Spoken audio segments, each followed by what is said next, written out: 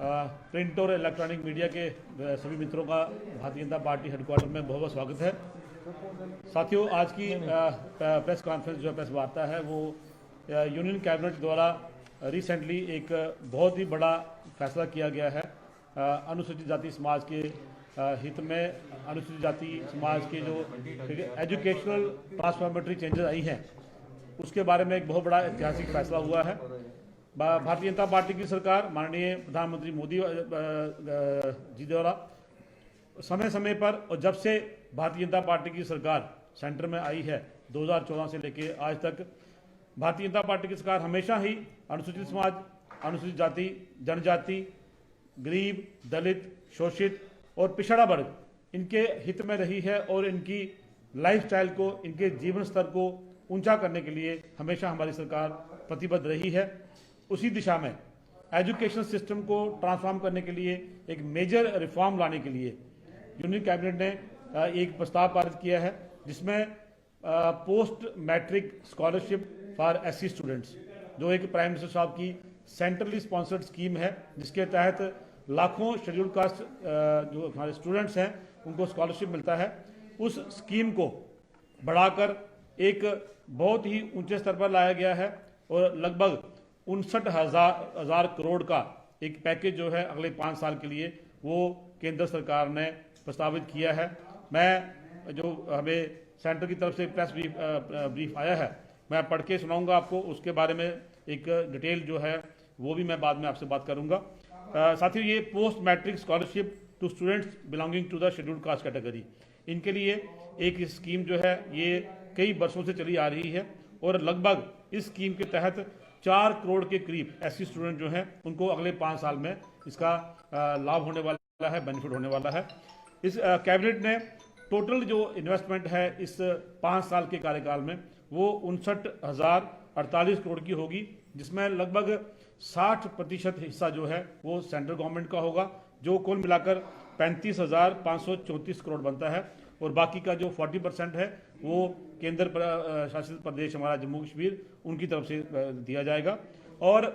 ये 60% जो भागीदारी है सेंट्रल गवर्नमेंट की, इसके रहते हुए एक मेजर जो रिस्पॉन्सिबिलिटी है वो सेंट्रल गवर्नमेंट की इसमें आ जाती है। साथ ही इसी तरह पोस्ट मैट्रिक स्कॉलरशिप स्कीम जो है इसमें जितने भी हमारे बच्चे जो हैं शेड्यूल्ड कास्ट कम्युनिटी के अनुसूचित जाति के बच्चे, ज़्यादातर ये सामने आया है सभी रिसर्च में भी और सभी डाटा में कि 10वीं पास करते ही बच्चे जो हैं वो आगे की पढ़ाई जो नहीं करते हैं और मुख्यतः ये पैकेज जो है मैट्रिक पास करने के बाद बच्चों को चाहे कोई टेक्निकल कॉलेज में जाना है, किसी एजुकेशनल इंस्टीट्यूशन में जाना है, हायर एजुकेशन परस्यू करनी है, उसी के लिए ताकि 10वीं के बाद जो पैसे की कमी के चलते बच्चे पढ़ाई नहीं कर पाते हैं, ये पैकेज उस सभी को पूरा कवर करेगा। और सेंट्रल गवर्नमेंट की एक कमिटमेंट है अपने इस समाज के साथ, क्योंकि अगर आप पिछले लगभग 10 साल में देखें तो एक रिसर्च करके डाटा निकलता है जिसको हम बोलते हैं GER, जिसको ग्रॉस एनरोलमेंट रेशो बोलते हैं। ये रेशो जो है हमारी राष्ट्रीय स्तर रेशो से काफ़ी कम है अमंग शेड्यूल कास्ट, तो इस रेशो को लगभग ज़्यादा तो उससे राष्ट्रीय स्तर से नहीं कर सकते, लेकिन कोशिश रहेगी आने वाले 5 साल में ये GER जो है नेशनल लेवल पे आ जाए और जो बच्चे किसी भी कारणवश मैट्रिक के बाद पढ़ाई नहीं करते हैं वो हायर एजुकेशन परस्यू करें और GER को राष्ट्रीय स्तर पर बराबर करने के लिए ये पैकेज जो है बड़ा इनकी हेल्प करेगा, बड़ी सहायता करेगा। इसमें जो डिटेल में अगर मैं बात करूं तो पूरा जो फोकस है वो होगा ड्रॉप आउट चिल्ड्रन को एनरोल करने का। जो बच्चे 10वीं के बाद निकल जाते हैं उनको एनरोल करेंगे और जो इसका पैकेज है, जो स्कॉलरशिप के पैसे हैं, आपने देखा होगा कई स्कूलों में कई बच्चों की ये शिकायत रहती है कि उनको टाइमली पैसे नहीं मिलते हैं। तो फोकस यही रहेगा कि एक तो उनकी एनरोलमेंट होगी, टाइमली उनको पेमेंट होगी, एक कंप्रहेंसिव अकाउंटेबिलिटी रहेगी, चाहे उसमें वो स्कूल है, इंस्टीट्यूशन है, गवर्नमेंट का दायरा है जहाँ पे गवर्नमेंट के लोग, social welfare department, social justice and empowerment department, उनकी अकाउंटेबिलिटी रहेगी और कंटिन्यूस मॉनिटरिंग एंड ट्रांसपेरेंसी। इसमें ये इन मुख्य जो मुद्दे हैं इन पे फोकस किया गया है। एक कंपेन के तौर पर ये लॉन्च किया जाएगा, जिसमें 10th के ड्रॉप आउट जो हैं उनको एनरोल किया जाएगा। और लगभग जो अभी एस्टिमेट है अगले 5 साल में 1.3 सच करोड़ सच स्टूडेंट्स जो ड्रॉप आउट हैं उनको इससे बेनिफिट होगा और वो अपनी 10th के आगे की जो पढ़ाई है उसको कंटिन्यू कर पाएंगे। तो ये स्कीम जो है ये ऑनलाइन सिस्टम पे चलेगी। ऑनलाइन का मतलब ये है कि बच्चों का आधार कार्ड और जो उनकी पेमेंट है वो भी आधार बेस्ड एनरोलमेंट उनकी होगी, उसी पर उनका अकाउंट होगा और आधार के जो उनके अकाउंट खोलेंगे वो सारा जो पैसा जो है जो स्कॉलरशिप है वो डायरेक्ट उनके अकाउंट में जाएगा। साथियों, स्टेट की या यूटी की ये जिम्मेवारी रहेगी कि वो डाटा जो है उसको वेरीफाई करें, कास्ट बेस्ड जो स्टेटस है वो वेरीफाई करें, आधार इनेबल्ड उनके अकाउंट खुलवाएं और इसी तरह से स्टेट जो है सारा वेरीफाई करने के बाद एक कंप्रहेंसिव डाटा जो है वो सेंट्रल गवर्नमेंट को देगी और वहाँ से डीबीटी के मोड पे, जैसे आजकल आप देख रहे हैं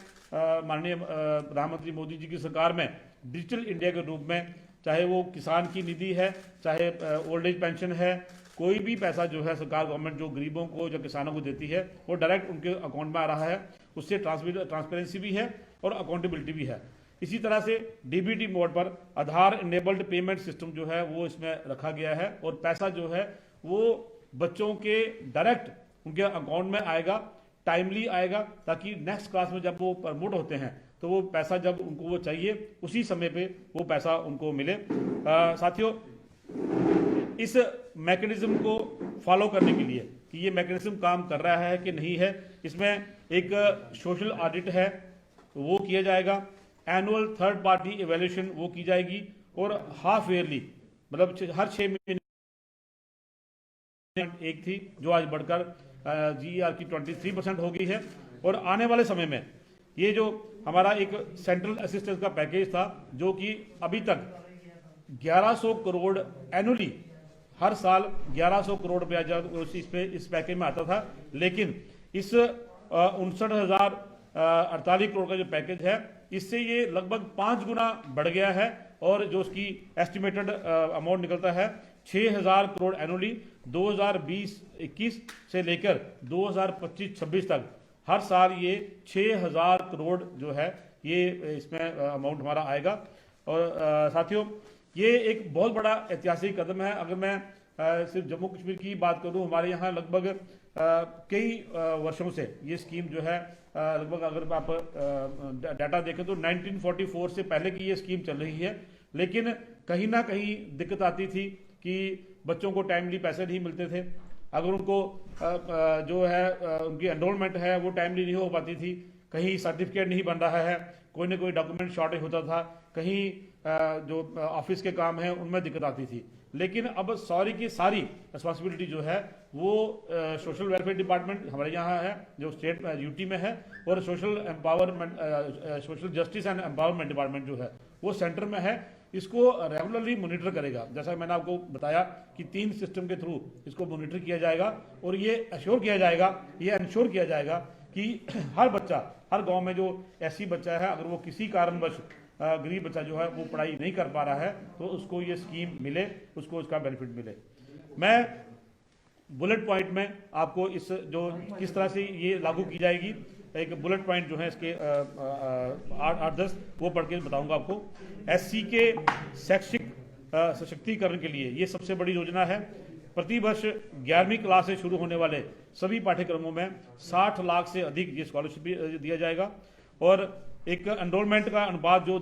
2013-14 के दौरान 17.1% था वो 2018-19 के दौरान 23% हो गया हुआ है। योजना 1944 से ये एग्जिस्टेंस में है और जो इनकी स्कॉलरशिप है उसको अगर हम डिवाइड करें तो वो उसमें ट्यूशन फी, उसमें मंथली जो उनका मेंटेनेंस है और अगर कोई स्कॉलर है, रिसर्च वर्क है, उसका टाइप राइटिंग का काम है, कंप्यूटर का काम है, उसका भत्ता भी इसमें शामिल किया जाएगा।